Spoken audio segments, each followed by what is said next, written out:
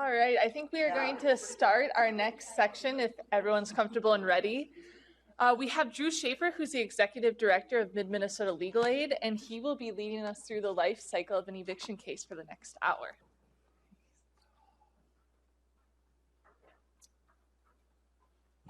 All right, thanks everybody. So I am not Joey Dobson. She couldn't be here this morning, so I'm a late substitution for her.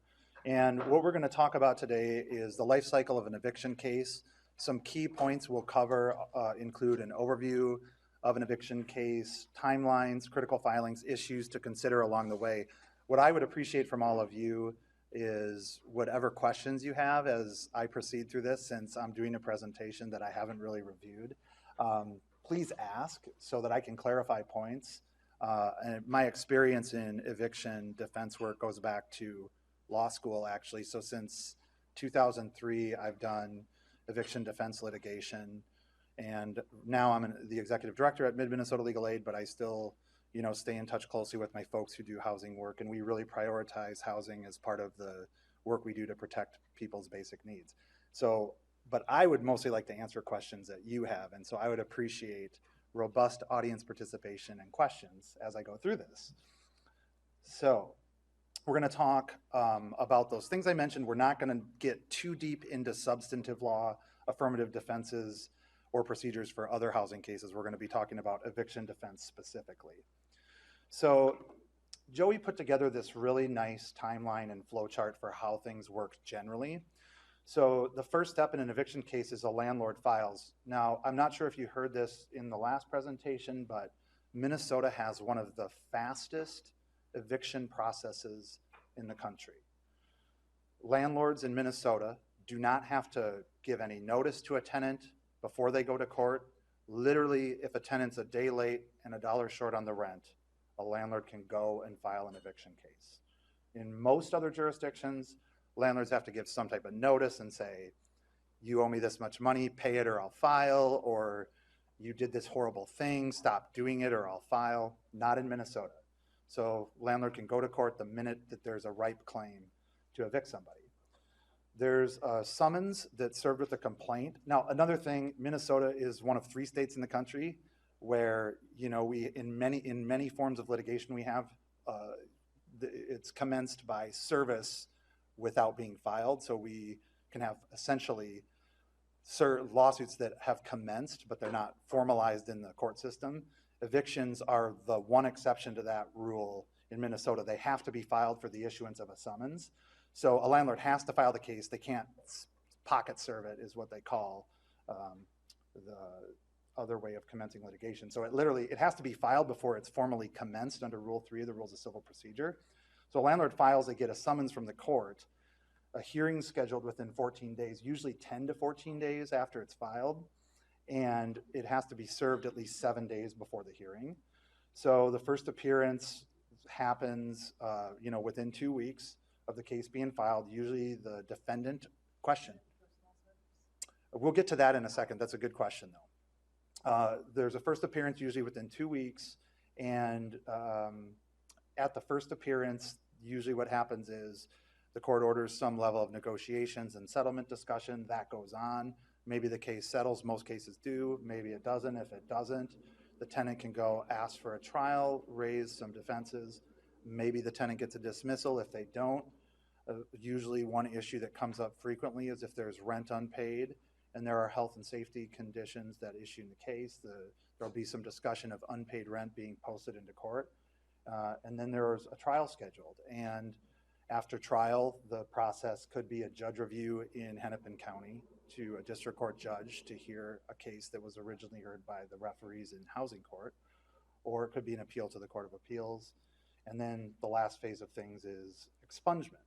So that's the basic life cycle. Filing, hearing shortly thereafter with service, usually around 7 days before the hearing, and then go to court, either settle or get a trial scheduled, and often a rent posting order. So the fee in Hennepin County to file an eviction case is $299. It's important to remember that the ultimate issue in an eviction case is possession of the premises. Who has the right of possession? The plaintiff or the defendant is what the issue is. So while the case is often about unpaid rent, roughly 93% of the time in Hennepin County. The court doesn't award money judgments. They're going to award possession to either the plaintiff or the defendant. As I mentioned, non-payment of rent is by far the most common basis for eviction filings in Hennepin County and throughout Minnesota. Other claims could include that the tenant's holding over after the end of a lease or after getting a notice to move out, or a tenant could face an eviction filing for breach of lease. Allegations of breach of lease, and Larry may have covered this, but breach of lease can be combined with non-payment of rent, and then the breach claims are heard first, and the non-payment of rent claims heard second if the tenant wins on the breach claims. Holdover claims cannot be combined with either non-payment or breach of lease claims. And there's often other issues that are involved in the dispute between the parties which are not formally pled in the case. So in those 93% of cases where the plaintiff raises non-payment of rent as the key issue, there could be a host of other disputes and legal issues going on between the parties, and frankly, usually there are. So in Minnesota, the landlord or an attorney or an agent for the landlord can file an eviction case. You should read the statutes on eviction closely, including Minnesota statute section 504B.285, which governs breach and holdover claims, and 504B.291, which governs non-payment claims. There's a definition of landlord, which defines who a landlord is for purposes of Chapter 504B in the definition section there. And in Hennepin County and Ramsey County, we have Minnesota General Rule of Practice 603, which adds some extra requirements, including that an agent shall not sue in the agent's own name. So why this is important to think about is if you have company A that's the owner and company B that's the management company, in Hennepin County at least, as well as in Ramsey where Rule 603 applies, company B is an agent that really can't plead the case in their own name. So just something to think about when we look at, well, Rule 603 applies only in Hennepin. For example, doesn't have any right to sue anywhere in the state.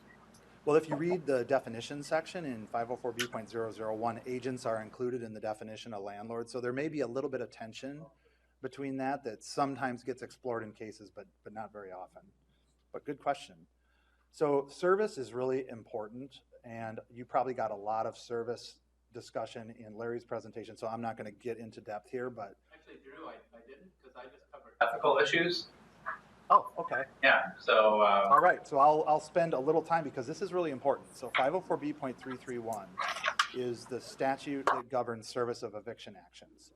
There was a case from September of 2013 called Koski versus Johnson, and that case is really important. I mean, it didn't really change the law in my opinion, but it really clarified it because it was specific to 504B.331, and it made it very clear that statutory eviction service needs to be done in strict compliance with that statute, meaning no minor shortcuts, no substantial compliance, strict compliance. So there's three general methods of service. So one would be personal service, where a disinterested third party serves the summons and complaint on the defendant personally anywhere. There's substitute service or abode service, where a disinterested third party serves a person who resides at the defendant's usual place of abode at the abode, and the person who receives the summons and complaint has to be a person of suitable age and discretion. There's an if-then component to this type of service, so this can only be done if the defendant cannot be found. So we've had a couple cases in recent years where the process server didn't make an inquiry of the whereabouts of the defendant, and the courts have said, that's not good enough. You need to confirm truly that the defendant isn't either at the premises when you do substitute service or that they can't be found elsewhere. So important to think about that. And then what happens a lot is, so think about it. I told you the timelines are really fast. 10 to 14 days, there's going to be a hearing, and you got to serve the defendant 7 days before the hearing. So you might have a window of 3 days, sometimes even less, but 3, 4, 5 days to serve a defendant. If people are working families or are not at home regularly during the day or have jobs where they might work in the evening, a lot of times process servers go out and they cannot find defendants or people of suitable age and discretion to receive service.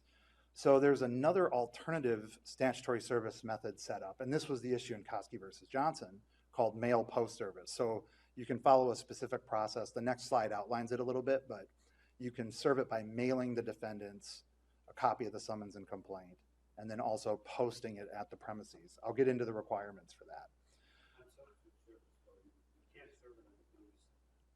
They have to live. Yes, the person who receives the court papers has to reside at the premises, at the defendant's usual place of abode. So this is really important when you're looking at eviction defense cases, to scrutinize all of these grounds. It's important in all litigation, in my opinion, but particularly in eviction litigation, because service gets messed up a lot. It's one of the most common defenses in eviction defense work. So the way you'll find it out is basically by talking to the defendant and finding out how they received the court papers, and then looking very closely at the affidavits of service that are filed with the court. So I'm going to focus on, since I sort of discussed with you the gist of personal service and substitute service. You know, the suitable age and discretion thing, an 10 or 11-year-old is probably too young. A 14, 15, 16-year-old is probably old enough. And then there's the middle ground, 12 or 13. I mean, there's cases that kind of go in all directions on this.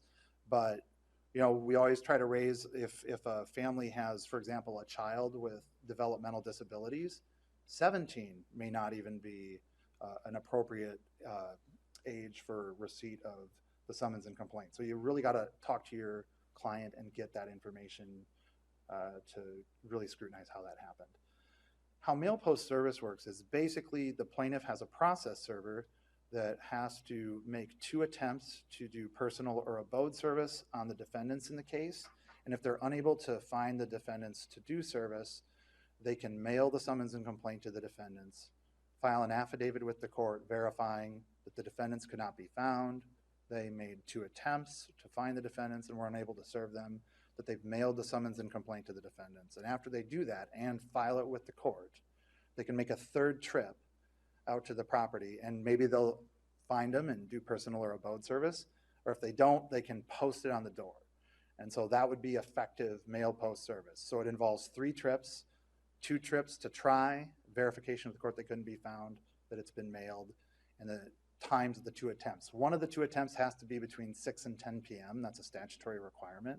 So it's covering the bases, saying you really tried at all times and hours when a person might be home. So you can try them during the day one day, but the next day you can try them in the evening. Have to happen on different days. So 3 trips to the property. A lot of times what we've seen plaintiffs do in eviction cases is try to take a shortcut through this, where they try once and say they couldn't find them and mail it, or they, you know, say they can't find a person before they've even tried to find them, to accelerate the process. So read the affidavits carefully. I can't stress that enough. And I've had a couple of the referees tell me that it doesn't matter when you do the mailing. Yeah, there was an issue about whether you could do a mailing before you tried to find somebody. You know, under the plain language of the statute, if you mailed it right away as a courtesy and then you later couldn't find them and you verify that they couldn't be found and that you've mailed it, you know, there's a pretty good argument that you've complied with 504B.331. The 3rd trip is the thing that people try to cut out. They try to avoid making 3 separate trips on different days to the property. And the 3rd trip is the posting. That's when the posting occurs. That has to be a 3rd day, a separate day from the first 2 attempts? It could be the 2nd day if you made the verification of the 2 trips and filed the affidavits of mailing not found and attempted service. But that is pretty rare.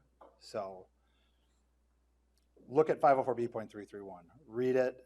Think about it. There's several if-then conditional things in different parts of the statute, including. And I've got a section in my manual on that under service defenses that kind of breaks down the components and kind of breaks down the timeline. And there are at least a couple of decisions holding that mailing the summons and complaint before doing the 2 visits to the property does violate the statute. that you don't have the authority to do the mailing until you've been unsuccessful with 2 visits. But those are both district court decisions, but they're instructive. So, And you have to actually read the affidavits, because some landlords will combine. So you'll see if you're off site and you look at the affidavit and say, oh, there's no affidavit of the plaintiff. Well, they often combine the affidavit mailing with the affidavit by the plaintiff in the same document. right. And so you have to be at the courthouse and actually look at them. You can't count on what they're named. Yeah. It's hard to explain without actually having affidavits that I can display, but suffice it to say, this is a type of review that where being extremely type A is a huge benefit to you. If the affidavits were not e-filed, which keep in mind, many of them were not, because many plaintiffs in eviction cases proceed without counsel and don't e-file and e-serve, you have to look really closely at the timestamps of when affidavits were filed, compare it to key events in the case. It'd be a good idea to just take a pen and kind of scratch out a timeline to see when service supposedly occurred, and then compare it to when affidavits were filed. And like Steve said, some landlords will combine 2 affidavits into 1 or 3 affidavits into 1. It's not uncommon to see that, and you just have to look really closely and make sure that they followed the correct sequence to do things in the right order, and they weren't shortcutting their way through 504B.331. So if you have taken a case prior to that first appearance, which again is happening really quickly, so if the tenant finds out about it 7 days before, you might find out about it 3 or 4 days before if you're lucky. And if you take a case, you should really, and you have time, you should really consider filing an answer to raise defenses you can identify and whatever other requests for relief that you want to help the family or individual seek in the case. Always be mindful that many eviction defendants are going to qualify. If you're representing them, that's within the informa pauperis fee waiver statute. So you need to work on screening to fill out an informa pauperis affidavit to avoid having to pay a $299 filing fee to respond to the case. And most defendants are going to qualify to file without paying a fee. If you're representing, of course, the best practice is to file a certificate of representation. Housing court's been pretty flexible about allowing limited appearances without a certificate of representation, but if you can do it, the sooner you can do it, the better, if you're in it to win it and representing somebody through the course of the proceedings. That said, if you get a case the day before and you don't have time, written answers are not required. The statute on eviction defense or answering eviction says you can present defenses orally. So you could literally read an answer into the record with your various defenses.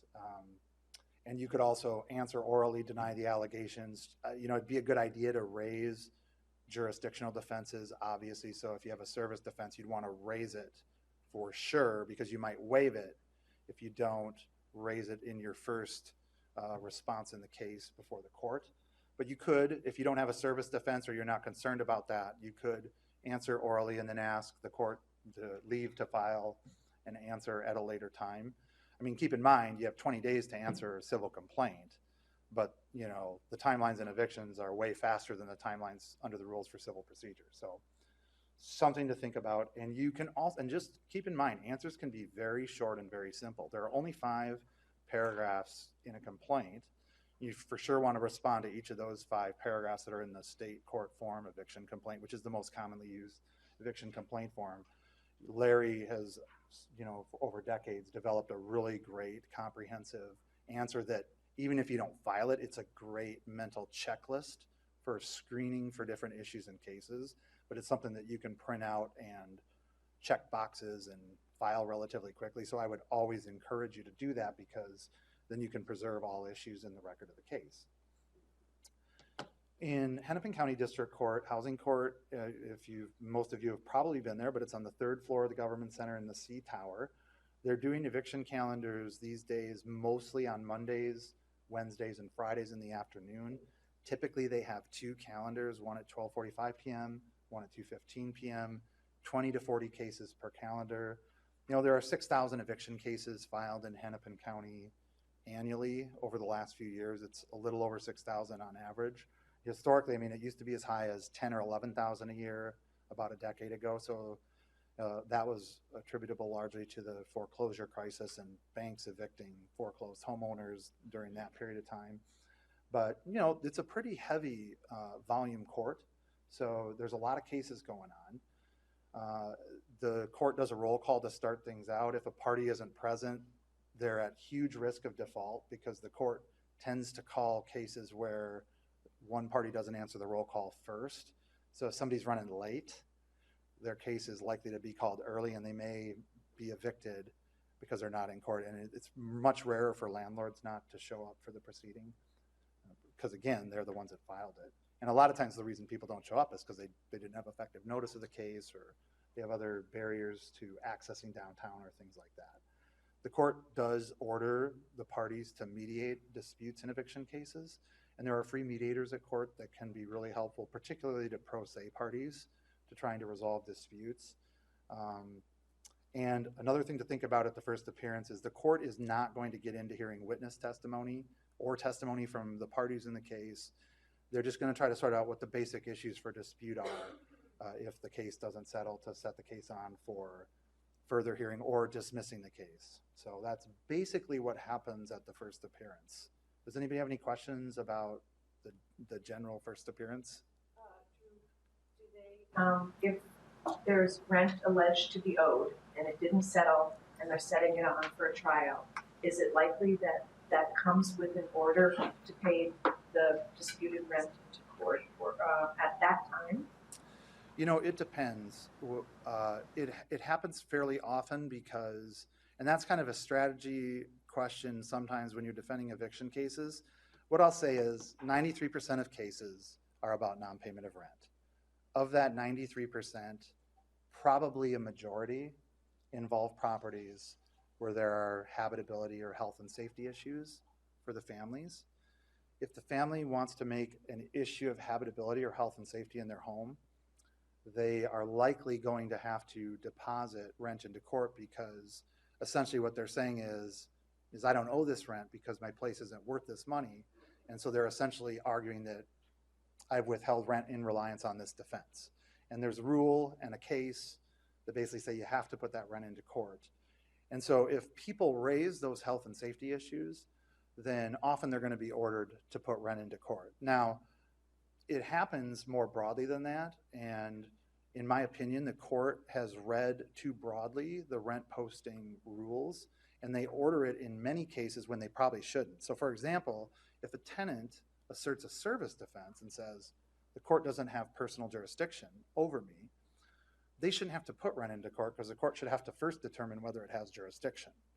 And the court's gotten better about that over the last 13 years since I've been practicing in that court. They used to oftentimes, I think, order posting when they shouldn't, and particularly in the last 5-year period, they've gotten really good about if there's a jurisdictional, procedural, preconditioned defense issue that needs to be sorted out, they're pretty good about sorting that out before they order a rent posting if they get to the merits of the case. So if the defendant is disputing it for reasons other than habitability, you believe they shouldn't be ordering rent posted? Absolutely. And unless they are saying that they withheld the rent in reliance on some other defense. Okay.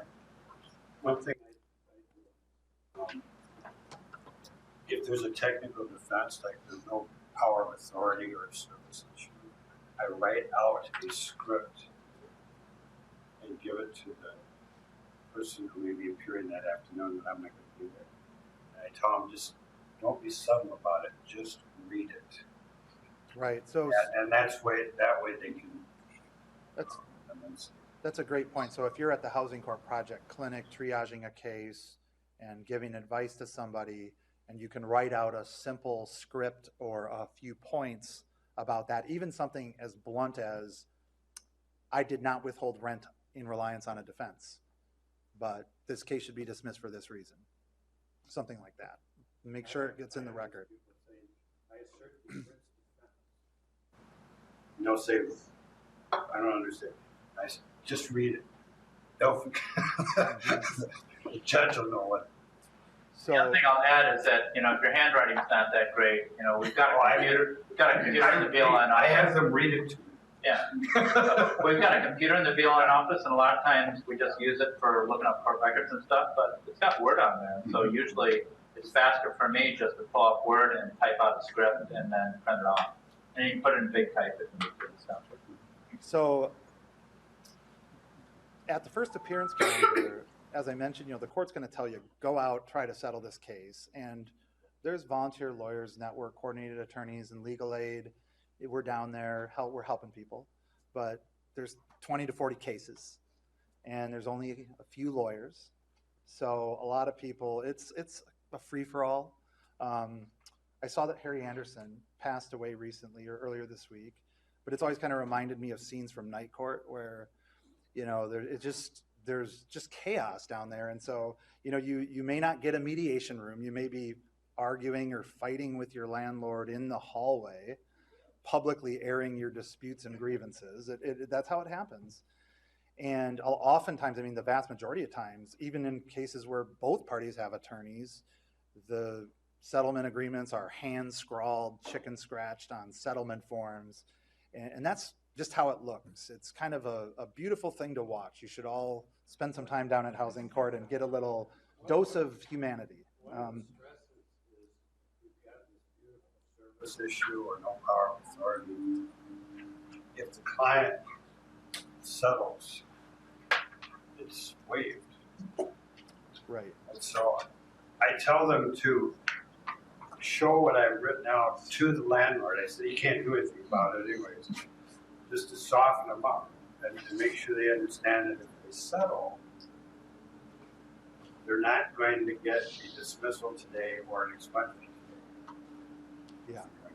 Question in the back? Well, I'm just going to add on to that. When we've had technical or procedural issues like lack of proper service or potentially that's in dispute, and the client has still wanted to do the settlement agreement, I found very easily in those cases, ask for the case index, caption information to be changed to Jane or John Doe, and then also say landlord doesn't object to an expungement or the client's request for an expungement, and then during the hearing requesting the expungement to be considered after the payment plan has been satisfied under the settlement agreement. And I know for referee Harris, he would do that on his own. He would put a marker in his calendar after the time that the payment plan was supposed to be completed, and if it had been no affidavit of non-compliance with the settlement agreement had been filed by the landlord, then he would just upon his own task look at it, and he would, if there was a service issue, he would find it much easier to grant that expungement versus if it was just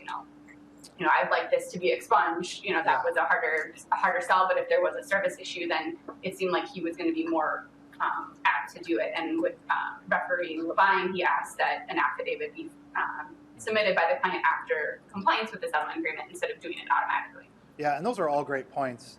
I think we have a slide later that sort of talks about the key things we try to work into settlement agreements, and among them include things like the defendant reserves issues raised in the answer for later expungement proceedings, changing case captions, removing names from the party index in MinSys.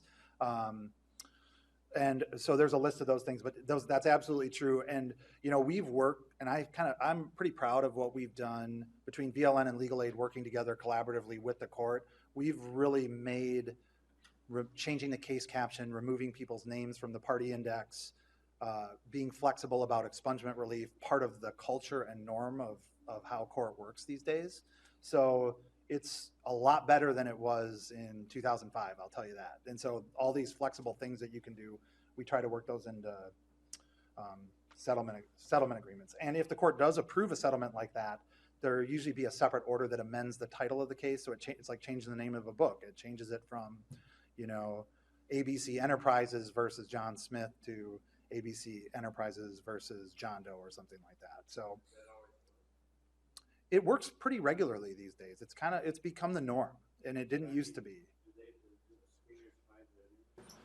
that's why it's really important to, and this is getting to be beyond basic education about the eviction process, but one of the key settlement points is not only to change the case caption, but to remove the defendant's name from the party index in the internal MinSys database, because if that happens, it will not be searchable or findable by any third party using the MinSys public access.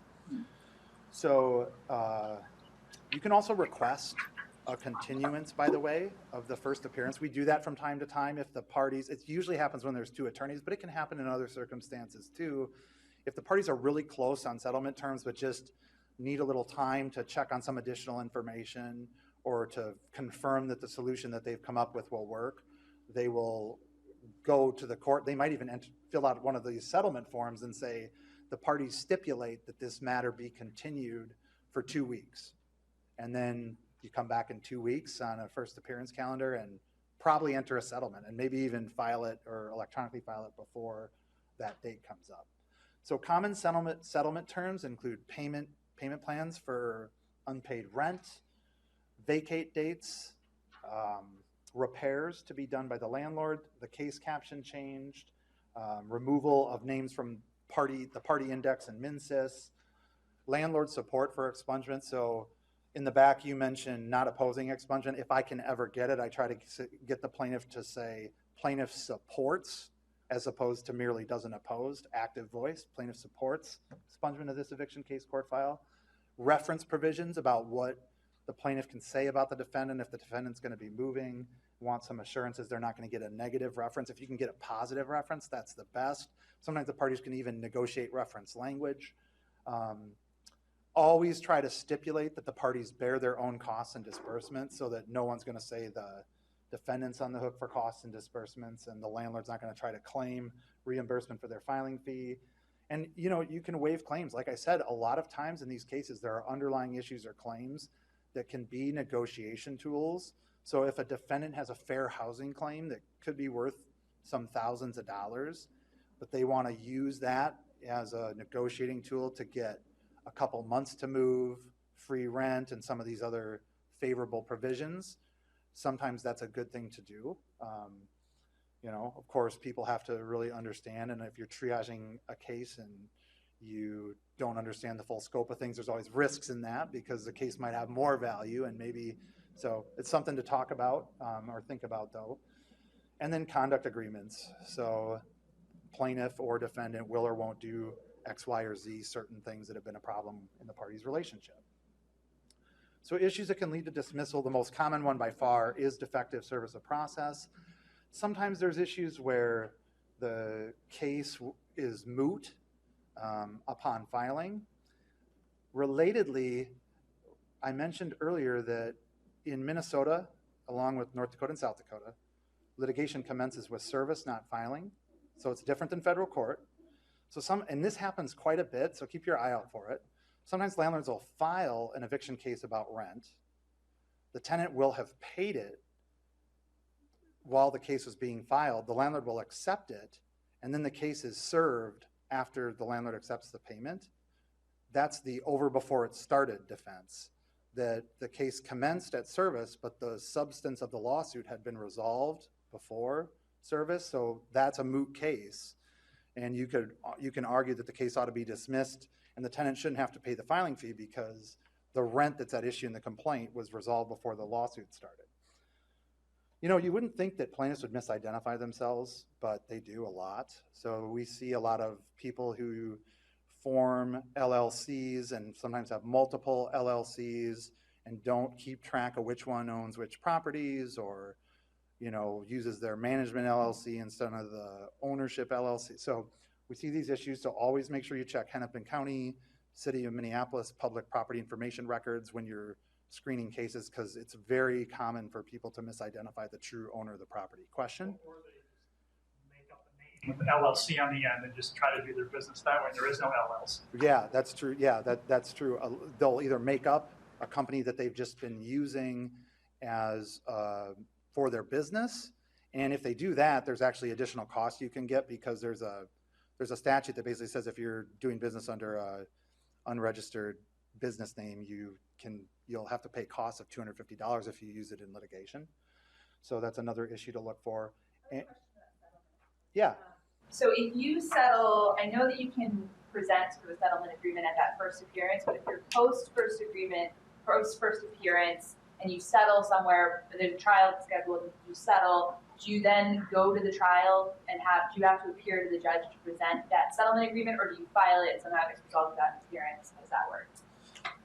It depends on the case. I mean, you would think that if everybody settles and you just electronically filed it and say, hey, the parties have settled this, it would be that simple, but I've had to walk over to too many pointless hearings to tell you that you can do that all the time. So it should be that the court should be pretty flexible and open to those arrangements. And I think they are more often when both sides are represented and they're clearly notifying the court. But it's probably best to call the clerk staff to say, hey, we got this settlement, I'm going to electronically file it. Are we going to be expected to appear, and check on a case-by-case basis, because sometimes the court is, they're not as flexible as you might think.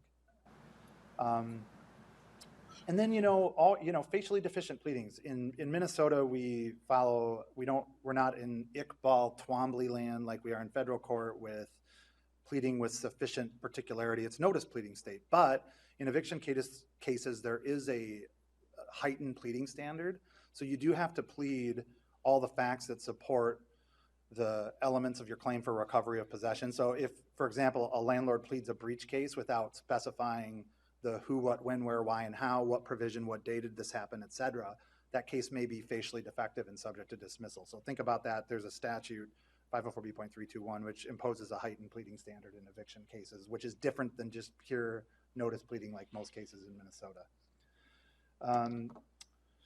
How do you get a case dismissed? Well, if you identify one of these issues, and by the way, I really encourage you, for any of you out there, if you take anything away from this, if I haven't emphasized it enough, really screen for procedural and jurisdictional defenses. You might say, well, what does it really matter? I mean, if I get a dismissal without prejudice in an eviction case, what good is that going to do? The landlord's going to refile the case. The tenant's going to have a second eviction case on their record. The ultimate issue in the case is just going to be delayed for a hearing before the court. What does it matter? It matters a lot, because first of all, if you win a case, you're representing a tenant. A lot of times you can resolve it after you win. You raise an issue with the landlord. The landlord says, I don't believe you, you're a legal aid attorney or you're a volunteer attorney. You win the case, you got some credibility, you might settle the case, it never comes back, and you've got a great case to expunge. Maybe you already got it expunged. The other thing is that the people that are facing eviction, remember, 93% for non-payment of rent, it's often because they had a sickness in the family. They had a vehicle repair. They had some temporary hiccup in life that led them not to pay rent for a month. But they can get back on their feet in the next couple of weeks, and any time, even a couple of weeks, can make a huge difference to letting them keep a roof over their head. So it's really good strategy to screen for these issues, because if you can set a person right and get them back on their feet, keep the roof over their head, and have this case disappear because you pleaded this, technical defect in the case, which some people say they talk about technical violations, which I say are just, illegal acts that the plaintiff would prefer to ignore that they did. You can really do a lot of good for people. And I'll tell you, I've had cases go to trilogies. Even we've had a couple cases at my office go to a fourth filing. But usually those are really rare. Like usually if you win once, there isn't a second filing most of the time. And if there is, usually you win or settle the second time and there isn't a third filing usually you just end up beating up on a bad guy repeatedly until they give in. That's what happens. So look for these issues, because you can do a lot of good for people. And even buying a couple weeks is really, really important for the people that are facing homelessness. Case dismissed, and there'll be a real pissed off landlord. I tell him, don't gloat. Instead, try to. Yeah, and I will try to work out, get your rent caught up. The best thing to do is beat them up in court if they're being unreasonable, and then try to settle it then after you proved your point. And then if they're, you can't control whether somebody's going to be reasonable, and there are a lot of irrational actors on the other side of the equation. So you just do what you can. but you can bring the motion orally, and you can, sometimes the court is going to want to look into, like a service issue, for example, if you raise the babysitter got served, the court may want to have an evidentiary hearing to say, okay, I want to focus just on how this service went down. And they might schedule an evidentiary hearing. So that does happen from time to time, where they'll schedule like a hour hearing to just focus on some preliminary issue. But sometimes it really is as simple as it's a pretty black or white issue, and the court will dismiss cases. So they dismissed several cases a calendar when we identify good legal issues that are either proven in the record of the case, or we quickly put together an answer and supply some exhibits that prove the defense. And keep in mind that this was a few years ago, but 504B.345 was amended to say that if a defendant wins a judgment in an eviction case, that the case is eligible for expungement under the Minnesota expungement statute or the court's inherent authority at common law. So if you win a case, it's really good. I mean, you know, it's obviously you're probably going to be really happy and you're going to want to celebrate. But if you can remember in that moment, if you see you're winning and the court's going to grant your motion to dismiss, to ask for expungement right then, because you can save yourself a later motion and having to come back to court in several weeks to argue expungement. So this slide is talking about the rent posting issue that I referred to earlier. So Housing Court Rule 608, Minnesota General Rule of Practice 608, it talks about, well, first of all, it uses old terminology. It says in an unlawful detainer case, which is presently called an eviction action in Minnesota, if a tenant withholds rent in reliance on a defense. So I think we covered that in the question and answer exchange we had earlier, but it is only applicable when a tenant withholds rent in reliance on a defense, which the vast majority of the time is going to be for habitability concerns. So, and again, I just want you to emphasize, stand your ground on this. If you're in court and you're arguing for a dismissal based on service, there shouldn't be a rent posting requirement. The court has to determine it has jurisdiction before it can order a litigant to put money into court. Sometimes the amount of money is an issue in these cases too. So always keep in mind it should be undisputedly unpaid rent. So if the landlord is claiming that $1,800 in rent is unpaid, and the tenant says, well, I admit that $900 is unpaid, but my place is a dump and I don't think I owe it, then it should only be that $900 that's undisputedly unpaid that should be ordered into court.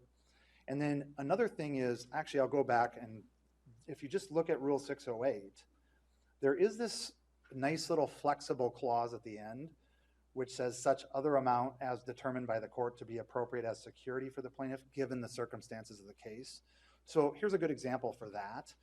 If you are talking to somebody and, for example, there's a notice of intent to condemn their home on the door, that's a pretty strong case to say, look, if the city's going to be coming out and kicking me out because the place is so unhealthy and dangerous, I should not have to put any money into court. We've been successful in getting courts to say no posting, even though the tenant's raising a habitability defense.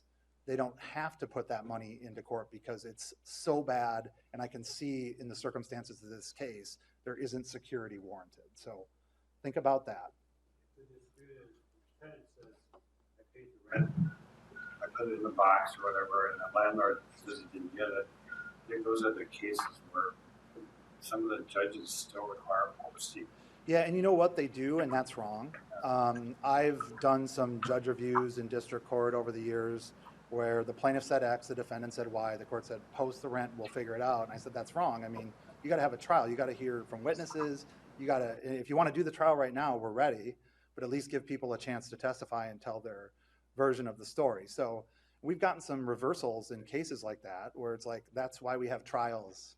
You know, it's due process. So the posting orders typically require posting relatively quickly.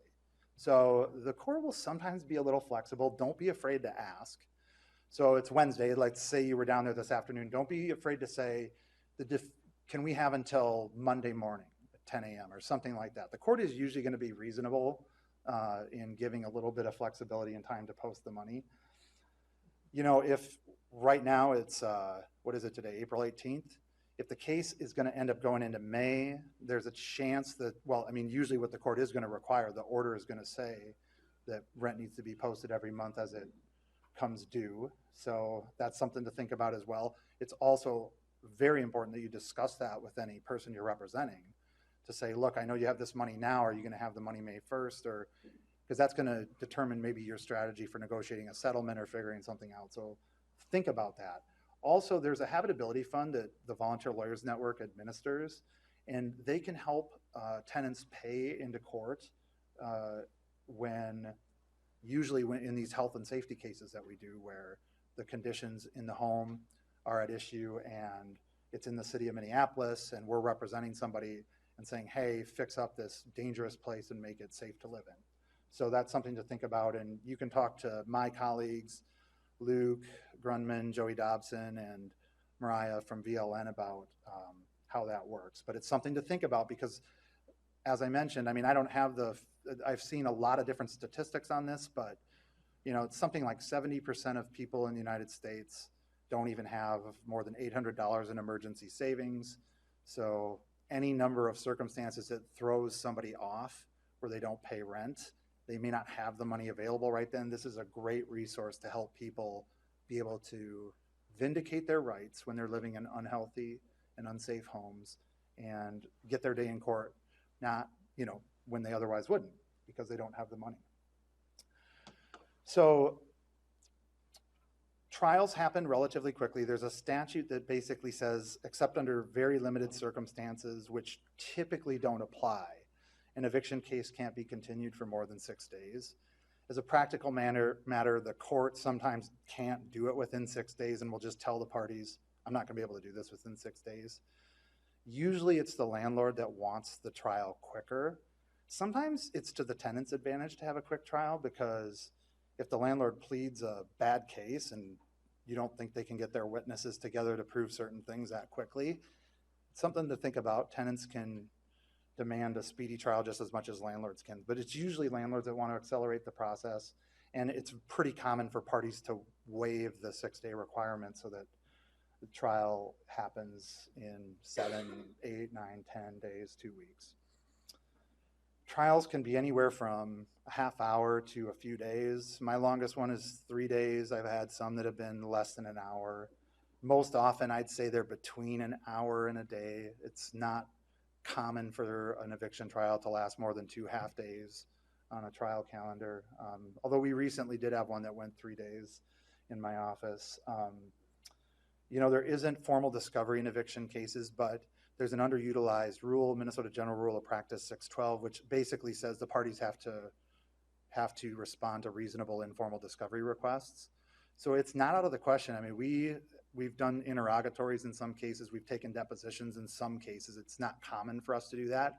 We almost always are doing some level of informal discovery where we're requesting certain facts, data, information, evidence within the other party's possession that's relevant to the issues in the case. And if people don't follow that, there can be consequences. For whatever reason, we find a lot of our adverse parties in eviction cases don't follow our deadlines, and we're usually very reasonable in giving time to give us information responsive to the case.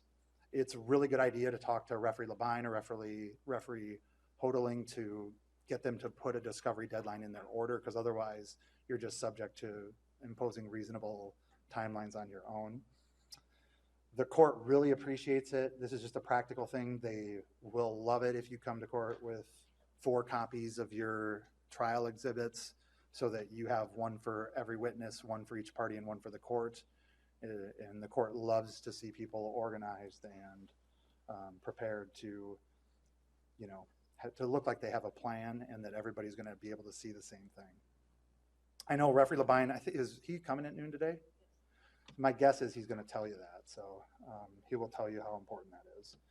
Common exhibits, of course, the lease, notices back and forth, rent receipts, photos of repair issues. We're seeing, obviously it's 2018, so we do see more social media postings, text messages, things that are on phones that need to be extracted, tend to be pretty common pieces of evidence and communications to admit into evidence. I would encourage all of you, when you're looking at issues in a case, to consider hiring an expert. We didn't used to do that too often, but over the last couple of years, we've started to retain experts. We get private inspectors because we don't always think the government inspectors do that good of a job. We also often get pest extermination specialists or experts to talk about infestations, to address how the landlord went about trying to fix infestation problems in our clients' homes, which are a pretty common issue. So we'll sometimes get an entomologist to describe the characteristics of bed bugs in particular, and how hard they are to kill and how hard they are to find, and what is the best and most effective and comprehensive treatment. I often say, you don't get participation ribbons under the state laws that mandate health and safety in housing. You don't just get points for trying, you actually have to succeed in fixing problems. And so getting that type of evidence sometimes can help show how somebody's doing a real poor job of trying to fix a problem. Question? Someone if you talk to if you talk to VLN, or you talk to the attorneys here at Faegre Baker Daniels, or the attorneys at my office, we would have ideas about people that would be good to talk to if you have some of those issues in your cases. And it's one of those things where we've ended up doing it more often recently, because we used to be able to, I think, present information and have the court be more receptive to it, but now we're trying to really make strong records on some of these issues. And I think it's been a good move on the part of tenant advocates in our community to do that. I mean, often no. So that's something that's certainly a consideration. Our approach is to front the costs for experts, and we're pretty confident we're going to win. And when we win, we recover the cost from the other side as prevailing parties. So that's usually our strategy. And then it becomes a point of negotiation for settlement, because it's a cost of litigation, and if we're going to litigate the case, we're not going to settle unless we get those costs reimbursed. We tell people that too. We're like, hey, if you want to have World War III over this bedbug case, that's fine. It's going to cost us a lot of money, and we think we're going to win, and you're going to be paying it. So think about that. No, they're not. And I am not an entomologist, but I have read too much about bed bugs. But no, those are not all bed bugs. And then, there's a couple other points in here. Doesn't come up that often, but consider the criminal implications for a client testifying. So there are some breach of lease cases where there are allegations of unlawful conduct by a defendant. And in some cases, it's obviously not going to be to the person's benefit to testify in the proceeding. So that's a conversation you need to have, because anybody's going to be able to get that transcript. And I've seen law enforcement officials show up at certain proceedings to observe the proceedings, or county attorney staff people in certain cases. So think about that. I mean, that doesn't happen a lot, but it's certainly worth considering. And if a defendant has to, I've even had cases where I've discussed with my client whether they even want to be in the courtroom to be called as a witness. And, I think they may have a good defense, and the other side might not be able to prove it, but certainly it may not be beneficial for them to be there. So think about that. You should always, always, always offer to craft a proposed order to give the court your side of the story, or how you view the key facts in the case and conclusions of law. I've never had one of the housing court referees, or for that matter, any district court judge, reject me on an offer to do their work. I have had some referees adopt all of my findings and reach opposite conclusions, but they do appreciate the offer of help, and it's a good way to try to guide their thinking on the case. And, eviction cases do move quickly, and I think referee Labine in particular really likes to decide cases quickly. So the timeline might be quick, but usually you're still going to get an opportunity to submit something if you want to. Yeah. Motion to recover costs, do you do that at the conclusion of trial, or do you wait for the court to issue an order first? Do you preserve it and give it? It's a good question. So if you secure a dismissal of the case, there's a mandatory award of $200 under Minnesota statute section 549.02. In most cases, if you go to trial, you have to wait to see what the court does. And sometimes the prevailing party analysis can be pretty complicated. So if there's kind of a mixed bag result in some case, sometimes it can be complicated who the prevailing party is. In eviction cases, there's usually a pretty clear winner. Either somebody's staying in the home or they're not. So if the tenant retains possession, I'd argue they're the prevailing party in an eviction case. If there are habitability issues in a case, it's not uncommon for referees or judges to schedule review hearings to look at those issues. It's sort of a special class of eviction cases, and the court may schedule hearings to see if the landlord's complied with completing repairs. If there are absolutely no defenses to the case, either jurisdictional, procedural, or substantive, the tenant still has a right to redeem by paying the costs of the action and the unpaid rent to stay in the home. And the court can give a tenant up to 7 days, no more than 7 days, but up to 7 days to do that. And if the tenant can't redeem or it's not a non-payment case, the tenant can get up to 7 days to move if they can show that there's a substantial hardship to their family. If the tenant loses, what the landlord gets is called a writ of recovery. And what the writ says basically is it commands the sheriff to restore possession to the landlord. And what happens is the landlord has to pay for it. I forget how much it costs. I think it's $57, and then they pay the sheriff $100 to go and post it at the property, and it commands the defendant to leave in 24 hours. And then if the defendant doesn't leave in 24 hours, the landlord can schedule a move out with the sheriff to evict the family. So, and the sheriff typically conducts move outs within 2 to 5 days of the issuance of the writ. It moves a little more quickly than it did several years ago. The thing I'll tell you is, and I did a whole training on this once for this annual housing seminar, really, and I don't have enough time, I have 2 minutes left, but really look at the writ statute. It is not very often followed to a T by landlords who are evicting tenants. They're supposed to give phone and mail notice of when the move out's going to happen, and they almost never do that. And the statute uses must like 4 times about different things that landlords almost never do. So look really closely. If you're talking to somebody who's being evicted or facing eviction or has a writ on their door, really look at the evictions statute, which is 504B.365, and really check with the person you're talking to about all those things, because if the eviction goes down illegally, it can have a huge implication for the tenant's life. Because, for example, if it's done correct and proper all the way through, then the landlord stores the tenant's stuff with a licensed and bonded storage company, they have a lien on the tenant's property, and the tenant has to pay those costs to get their stuff back. But if the landlord doesn't do it legally, the tenant can get their stuff back without having to pay.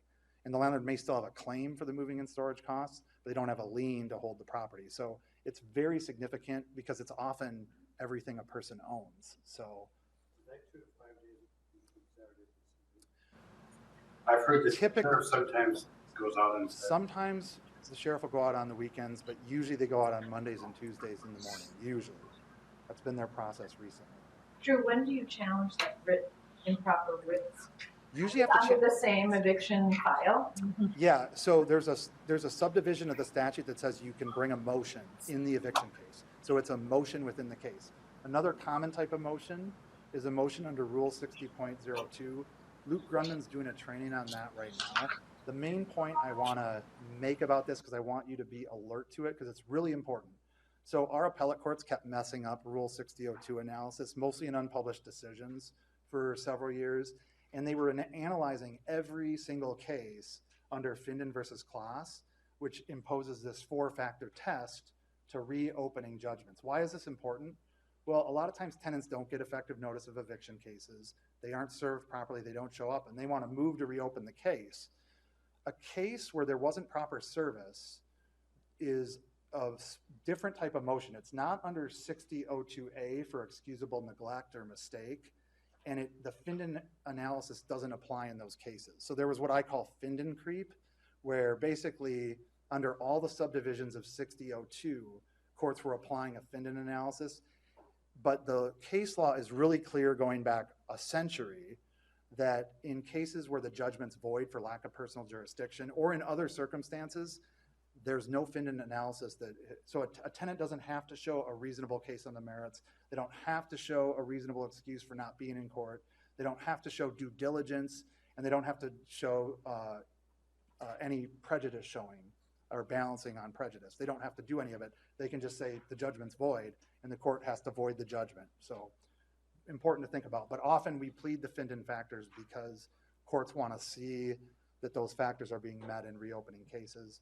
And relief available includes dismissal, judgment for possession, statutory costs. There's a $200 cost if you get a dismissal or a judgment. There's $5.50 additionally if you're the prevailing party.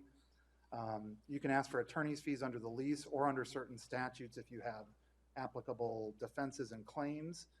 In habitability, health, and safety cases, often we're seeking rent abatement. It's very commonly awarded, sometimes not as much as we wish it were. Always ask for expungement in your case, in your proposed orders, put it in there. Case caption changes before an expungement takes effect. And then I mentioned there's a penalty for a landlord's failure to register a business or a trade name with the Secretary of State's $250 in additional costs. And there's really important single metered utility billing or shared meter cases. That happens sometimes in multi-unit buildings where a landlord bills tenants for utilities. If those violations happen, the tenant can, it's definitionally a violation of the health and safety covenants of Minnesota law. And so you can get rent abatement for money you paid for those utilities illegally. Always keep judge review in mind. Always keep expungement in mind. And remember, there's a statute on expungements, and there's also the court's inherent authority at common law.